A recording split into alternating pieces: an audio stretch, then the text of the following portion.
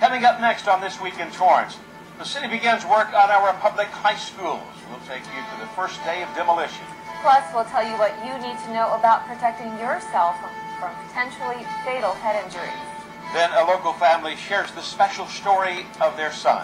And coming up, more than 100 cool cars all drove into a local dealership for a good cause. These stories and much more are just seconds away. Your local news starts right now.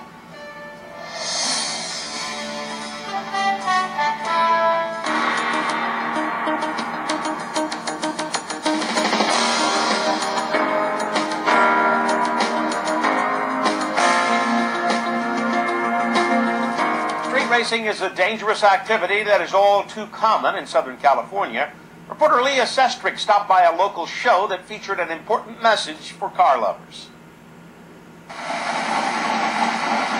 Car enthusiasts revved their engines. Power 4 de Torrance hosted a car gathering to promote awareness about the dangers of street racing.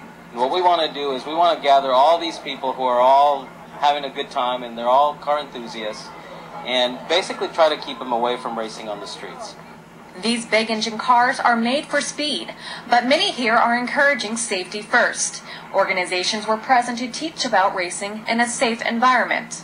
We are there, we are a sanctioning body, and we have a place for them to come out and race the cars. It happens all over the place. Southern California is not immune to drag racing. While the show had a serious message, it was a celebration of cars and a free event for the public. All proceeds benefit the Western Museum of Flight and is why people registered their cars. Well, that's a great thing because I live in the city and everybody likes their little airport, and so it's a win-win thing for me. The Western Museum of Flight will put the proceeds towards a new project. They want to build a permanent, larger facility on the airport here.